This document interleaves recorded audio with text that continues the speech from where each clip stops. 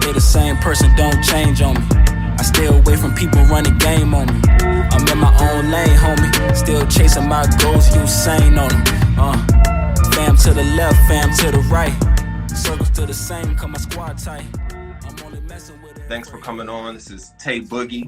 Yes, why don't you tell the people a little bit about yourself? Maybe describe who you are and what your music is like. I come from Richmond, Virginia, and I just been making music since maybe 2013, 2014. I moved to Houston, and I just started everything I make just really go back to where I'm from. You know what I mean? Like the stories I be telling, the stuff I be saying. I'm not really like a hip hop student, but when it comes to just making music, I just go off my experiences, what I've been through. Sure, you seem like a hip hop student to me, man. I be hearing in your bars, man, you drop a lot of jewels and references to a lot of classic music in there. So you have a new album coming out, correct? Yeah, DEVONTE 2. DEVONTE 2. When is that dropping? I had a date for December right now, because usually I don't really put heavy time on an album. I just kind of groove and I make it maybe like a week or so, and I'll drop it.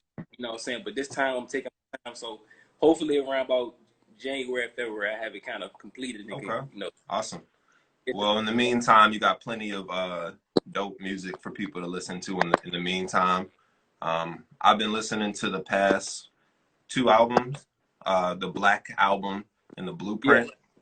Yeah. Man, so was that an intentional decision to kind of show your influence, the Jay-Z influence? Yeah. When I made the Blueprint, that's kind of why I kind of renamed my albums. If you go to my second album, it's Volume 2. And my first album, I kind of compared to a Reasonable Doubt type feeling, where I put everything I've been through and what I know into my first album, and then I kept it going with the stories from there. So with the Blueprint and Black album, I kind of drew heavy inspiration from Jay. Yeah. And Black album with everything going on, I feel like that was just the perfect timing. That's the perfect title, yeah. Absolutely, man. Well, first things first, I want to just congratulate you and your queen on y'all baby girl. Thank you, yeah. Yeah, man, congratulations. That's great. Keep the generations going, man. I see you showing a lot of love to your girl. Really just you're empowering and bigging up women in general. Yeah.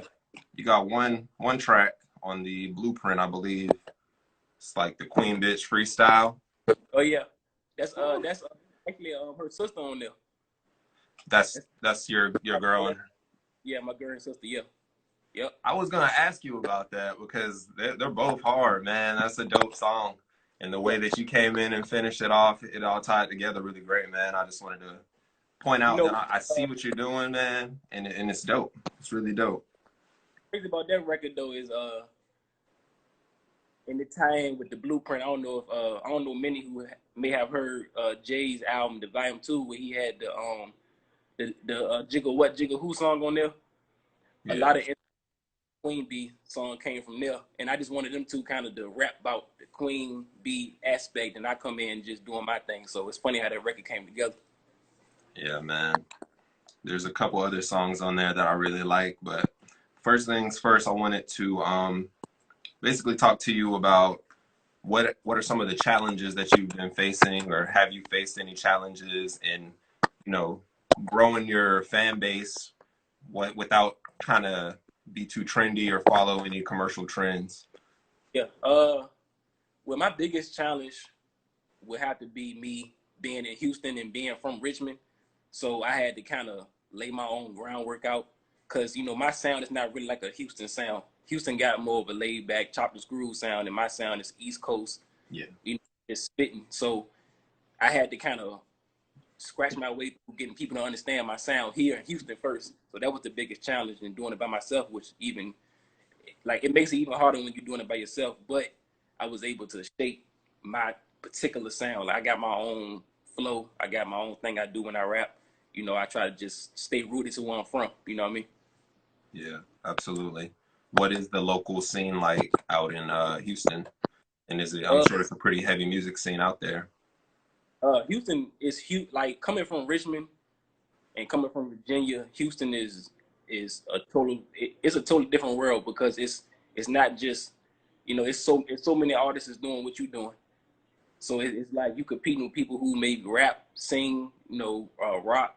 You know, you got different genres down here, and you know, Houston, you got Dallas with it, you got San Antonio. So you got a whole melting pot in Texas alone.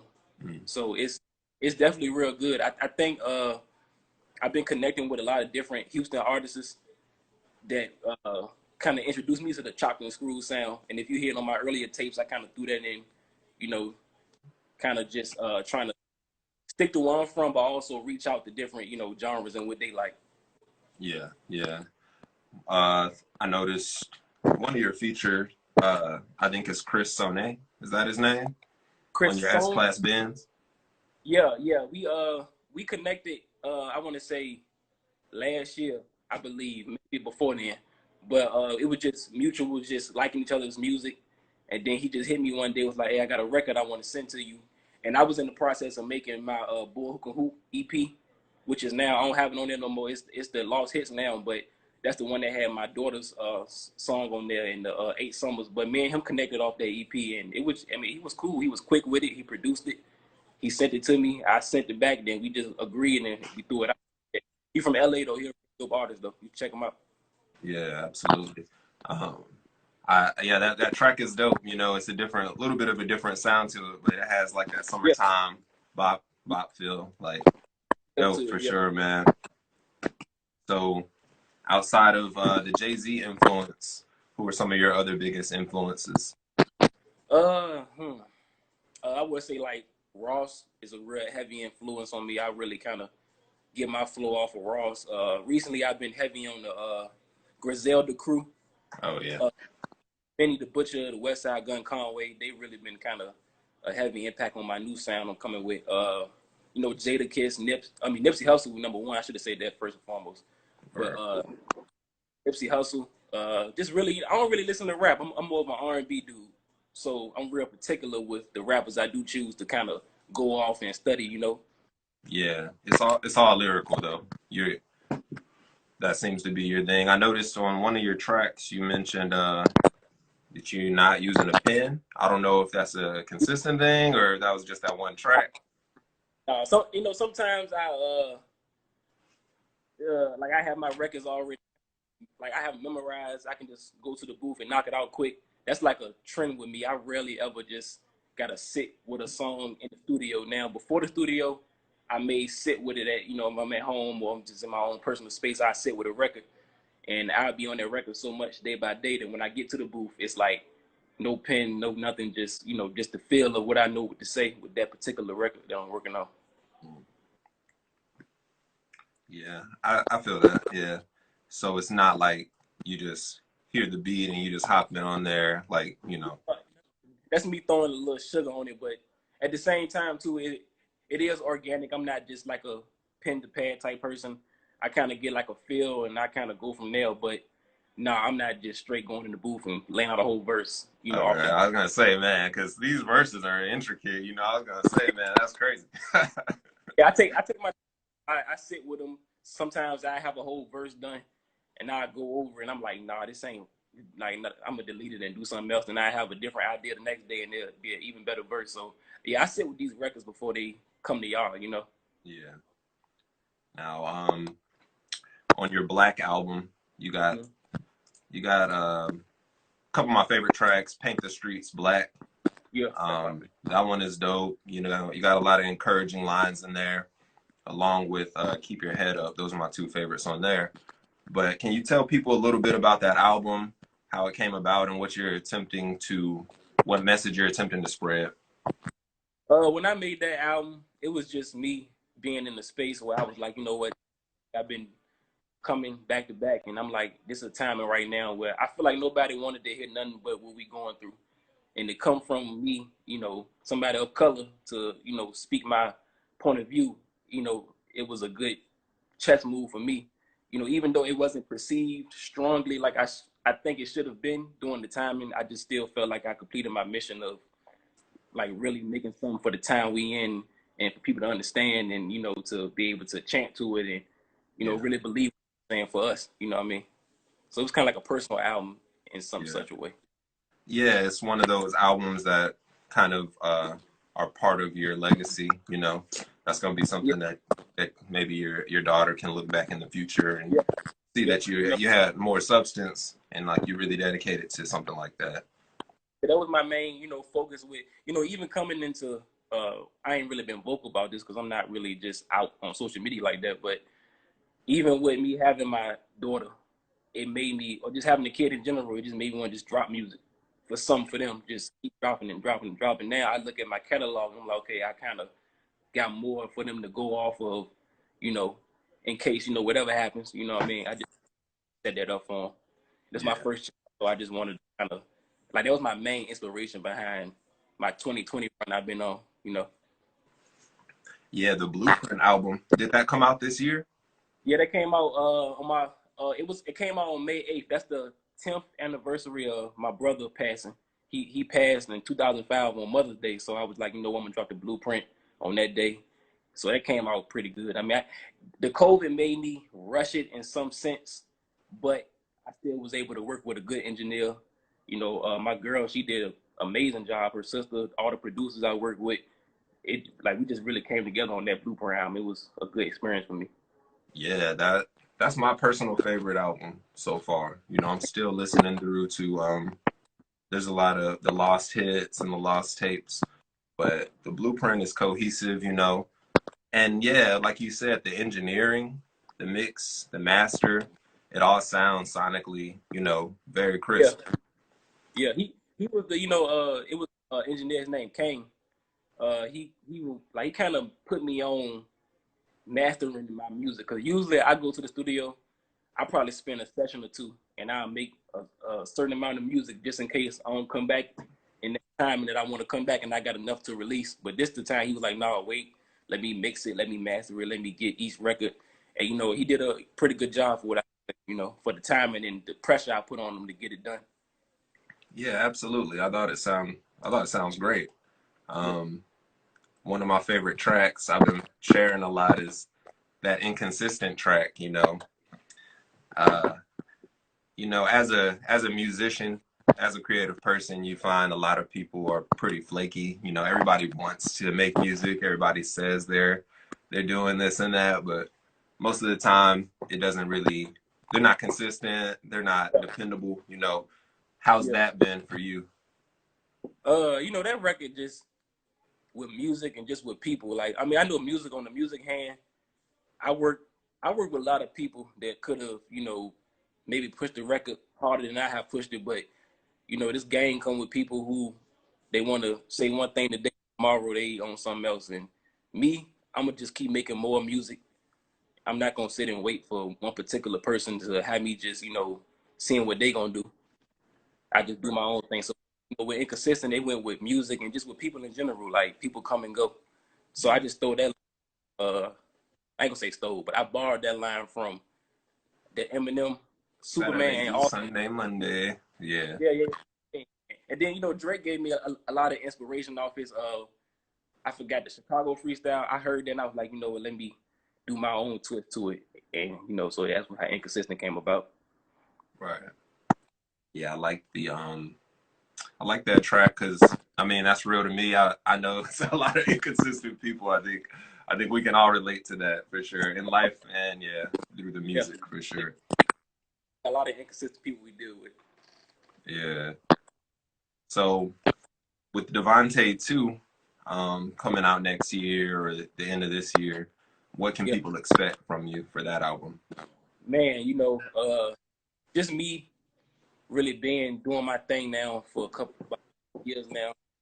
Just staying in it. They can just expect, like, if you've been with me this whole ride, just album after album, even with my mess ups and the things I had to learn, this album, you gonna feel it, like you gonna like hear it, like damn, I feel like I was with you this whole way up to this album. You know what I mean? And then if you're a new fan, you're gonna just hear good music. You know what I mean? You're gonna hear some real good rapping, storytelling, just me putting my all into a project that I never did that before. I make an album, it's out, okay, cool, next one. This one I'm treating it like my first, you know what I mean, like my debut. So that's the difference. with this album This than any other. this is gonna be the biggest one. Yeah, yeah. I mean, the production I'm using, the timing, just the detail I'm using, like phrase I'm reading, different artists I'm studying, everything with put into this one album. Y'all a complete work. Y'all can hear from start to finish and think like, damn, I don't know him, or I may have not been around him, but I feel that ride I took to get to where I'm at now. Yeah. Is it gonna be kind of just a collection of songs, or is it a full story, or how are you approaching it? What's funny is I was ready to drop a project about 2 weeks ago. It was gonna be a collection of songs, kind of similar to the Lost Tapes, just songs I never really put out, just sitting around. But I kind of set, and I just was like, and I want to handle some more better business with this. So it's gonna be like a cohesive story. Like you're gonna hear the song, like the intro gonna give you a feel, and the outro gonna give you that feel of that ride you took with me with the whole album. Yeah, that's one thing I heard from Jay-Z. The formatting of the album is the Yeah, sequencing is how we put it is so important. You yeah, listen to a Jay-Z album, and that intro track always sounds like an intro track. It yeah, builds up, it explains what you're about to get on the album. I think yeah, that's really important. yeah. I think That's Benny the Butcher did a good job kind of yeah, putting together a really cohesive album as well, for sure. yeah. He really got me wanting to get back to music because I made the Boy Who Can Hoop, and that was my last piece of music I was looking to drop because my daughter coming, and I kind of had to focus. Well, actually, I'm focusing on that, but at the same time, I just felt something. I just want to drop this DEVONTE too because my daughter gonna be heavy on it. My girl, just my life experiences up to this point, so I feel like you're gonna get that Benny feel, you're gonna get that Jay feel, that that Biggie. I mean, just whoever you look to for authentic hip hop music. You know what I mean? Yeah. Yeah, the music is very personal, very introspective. Yeah. I don't see you necessarily reaching for like a pop sound necessarily, or I don't hear like a certain song on your album and say like, oh, that's the single necessarily. Like it's not like you're catering to radio or anything like that. Is And, that something you're focused? I'm sorry. I'm sorry. Go ahead. I I'm was sorry. just You can gonna say, finish. is that something you're focused on? Just trying to keep it as true to yourself as possible. It's not really about trying to cater to the radio. Yeah. It's kind of in between because I'm not gonna front to you. I do my music just like everybody else. The cause of what they doing it for me to take care of my people. So if I can get that record that can make people come to me and I'm gonna check this dude out and that give me the streams I need to, and all the business I need, that's cool. But at the same time, I know how to keep a balance. Like, songs like 8 Summers, songs like 21, Ride or Die, those kind of like radio songs I That's tried more to pop. yeah, you know what I mean? But I still stayed me in the process. You know what I Yeah. mean? A lot of people complain about the saturated sound of what we getting today. But me, I'm like, man, just make music. You know what I mean? People gonna hear what they want to hear out of what you putting out. If they fool with you, they cool. But a lot of people fool with what they hear today. So you gotta just keep doing you. So I just stay grounded in between. I give them what they want, but I remain self. You know what I mean? Yeah. Is there anybody in the industry that you could picture yourself working with right now, or anybody, some of the younger, newer cats that you really fuck with? Um, Man, I fool. I mean, I'd be all day on here if I was to say who I fool with back home in Richmond. But if I had to kind of look beyond back home, or just somebody that's peer to me right now, I just look at producer wise. I look at like a Hit Boy type connection, like just that one producer I can work with, a big producer that can kind of make people hear what I'm saying more. So I'm kind of leaning more towards working with a producer as more like a certain artist. Like I'm not really it'd be cool to work with them, but I'm looking like producer edge now. Like what one producer can fit this one sound for me, and we can put out like a collaboration. So that's my collab I'm looking forward right now. Yeah. I was gonna ask you about your production. You got some pretty amazing beats. I wasn't sure if you were making some of these beats, or what's your process like for finding beats, selecting producers to work with? In most cases, like sometimes I go hunting, or maybe I have like I had a lot of connections with the producers that they done sent me stuff, or sometimes I just have something that I done had from years ago that I never used, and I just get it and I just kind of reproduce it myself, kind of speed it up, kind of change the pitch or the tone or the tempo. So I mean, when it comes to production, I lean more towards like a soulful sound. You can hear the pain in it, you know what I mean? And I kind of like to have my hand on the beat too. And like, okay, you can give me 9 times out of 10. If you give me a beat, I'm gonna hear it and probably speed it up at a certain point, or just speed it up in general to fit my flow. Yeah. So it's kind of 50, you know, situation when it comes to the production with me.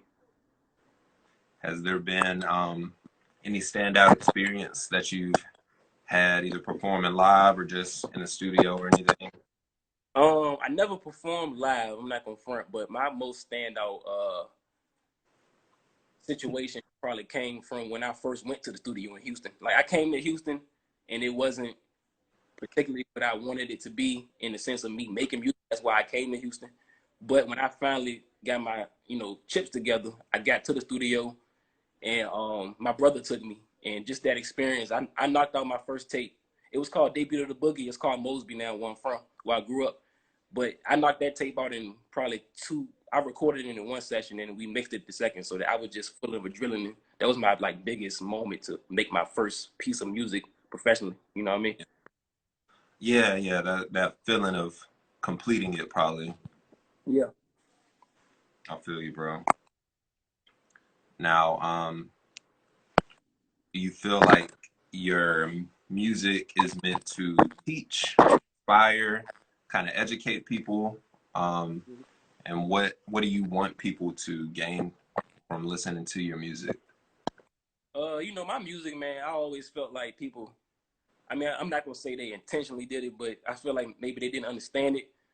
But you know, every album is different. I want to kind of tell people like, hey, I done been in them hood spots. I done been with the, you know, the nice guys. I done worked every day. I go to work now. You know what I mean? So I'm every aspect you kind of want to feel. I can give you that. You know what I mean? I just want to. I ain't gonna say teach people because people kind of want to learn what they want, but just give them something that they can go on and kind of like a guide. You know what I'm saying? And I just always keep my music like, yeah, I talk about the streets. I talk about the projects, drugs, you know, girl. I talk about different things just to give people something to go off of with me. Like you can't just say I'm stuck in one box. You know what I mean? Yeah, that makes sense. I mean, that's a good point though, because even with the music that you've been putting out recently with your girl, the collab tape you did with your girl, um, and the songs for your daughter, you know, I can see it's kind of like sections, like the Black Album. It's not like Mm-hmm. all over the place on the album, you know. Yeah, that's what's up. Yeah, the music does come from the heart. You can see that. Yeah, you know, I mean, just even with the, you know, it's crazy, and I don't talk about this, but you know, I got a record on my Blueprint album called Deshaun, and you know, that was my brother's name, but that was gonna be my, but you know that that didn't go how we thought it was. You know, God had other plans, so once time kind of lapsed, and then you know we found out we was having a daughter. That's how Demi came about. You know what I mean? So like Demi can kind of give you a clear, you know, perception of what you're gonna get from me. Just me kind of just going back to '94, or going back to 2000, and me telling you this story. Like this ain't for me to say I'm doing this now, but I'm talking to my daughter now. I'm talking to, you know, my girl. I'm letting them know who I am. You know what I mean? Yeah, man. I see the love you got for your girl, man. I think it's dope. Um, is she writing her own bars, man? Cause she's dope. Yeah, she writing. I mean, I'm not gonna lie. The only record I kind of did us together was Unbreakable and 50/50. I kind of already had the hook, so I said, hey, just do the hook and we'll be good from there. But the Nip and Hove that I got, the Crushing Like a Aggie, Queen Bee, Inconsistent, she writing it. She sitting back, you know, with me. We sitting down together, you know what I'm saying? We side by side. She, you know, she getting frustrated because she like, man, I don't know what to say. I'm like, no, just feel it. Wait till tomorrow if you got to. But no, you know, sat down and did that with me. You know what I mean? Yeah, that's dope, man. Was she rapping before y'all were together, or is that something you encouraged her to do? No, she actually got me. When we first started, just even connecting, it wasn't even about music, and she ended up finding my music. So she got me back on even wanting to deal with music. You know what I mean? Right. And she was telling me how she dipped and dabbled with it, but just playfully. So I'm like, hey man, look, we can make a record. You know what I'm saying? And that turned into the Nip and Hove and the 50/50, and then we made a whole tape together, and we just like, you know, decided to just be like, handle that business how we do. Just create something for the people that's different than what they used to getting. Yeah, it's almost like y'all are a group. Like, that's kind Yeah. of dope. You know, you don't really see that. We you know, we kind of got something planned. You know what I'm saying, for next year. We gonna I can't speak on it because I don't want to Spoil it. yeah, you know, I don't want to spoil it. I don't want to say something that's not, you know, whatever. But we got a lot of stuff planned for next year, and DEVONTE 2 gonna kind of start that off. You know what I mean? You gonna see. Hey man, I'm excited. I'm excited to hear it.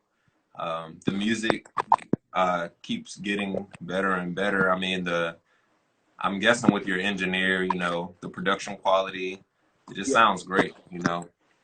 Mix Jordan. I said Mix Jordan. His name is Chris Jordan, but you know it's mixed by Chris. But he definitely me meeting him prior to the Black album, like period. Yeah. That connection we had with that, then we made the Boy Can Hoop. Just, you know, I feel like the engineer is a big part of what you do. And I connected with a lot of guys, you know what I'm saying? But this year, even me connecting with Kang and Chris Jordan, those were the two guys that really kept me in the pocket of what I, you know, wanted to present. You know what I mean? Yeah, absolutely, man.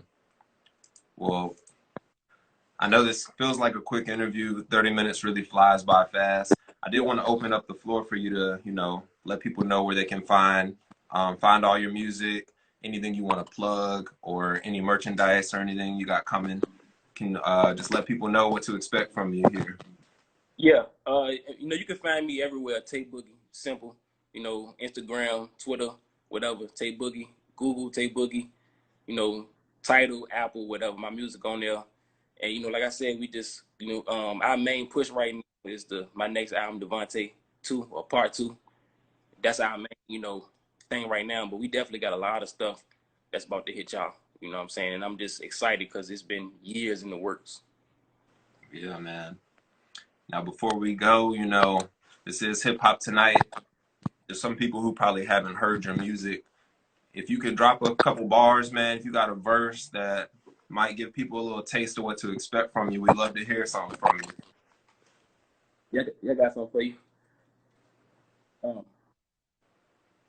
Growing up, I really had some rough road to travel. Trying to dribble through this life, hoping I don't travel.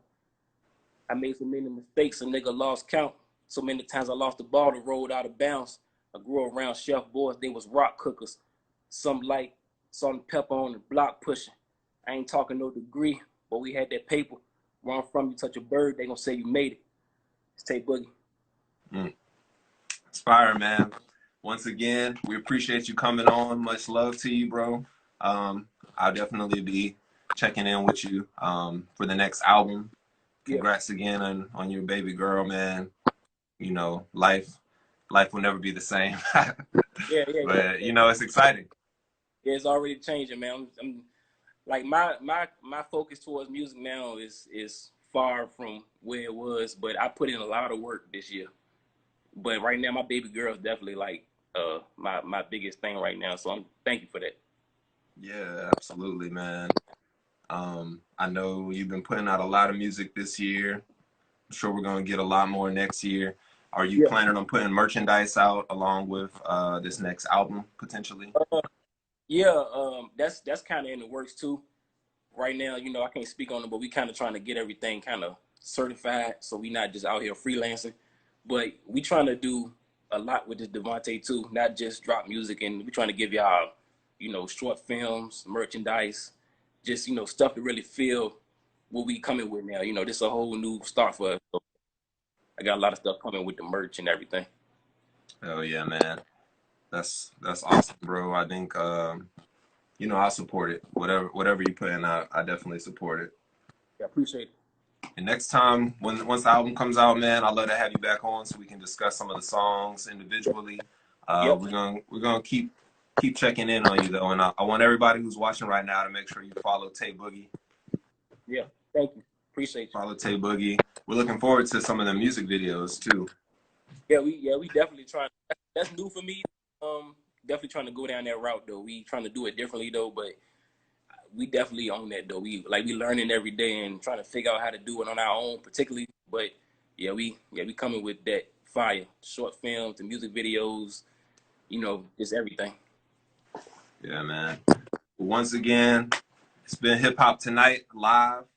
Hey, make sure y'all watch this on YouTube. Follow me at Hip Hop Tonight TV. Follow my man Tey Boogie. Seriously, man, I'm not just hyping him up. He got some amazing music. That S-Class Benz track. If you're trying to bounce in a ride, man, that shit is dope. Yeah. If you're looking for some, yes, sir. If you're looking for something that's introspective and deep, you got his album DEVONTE, The Blueprint. And if you want something that's empowering for the Black people, the Black album is incredible as well. It's a real snapshot into the times that we're living in. So much love to you, man. I appreciate everybody tuning in, and we'll see y'all next time. All right. Appreciate you, man. Hey, y'all too. Stay the same person, don't change on me. I stay away from people running game on me. I'm in my own lane, homie. Still chasing my goals, Usain on them. Fam to the left, fam to the right. Circles to the same, cause my squad tight. I'm only messing with her if her head right. I ain't talking falsetto with that brain.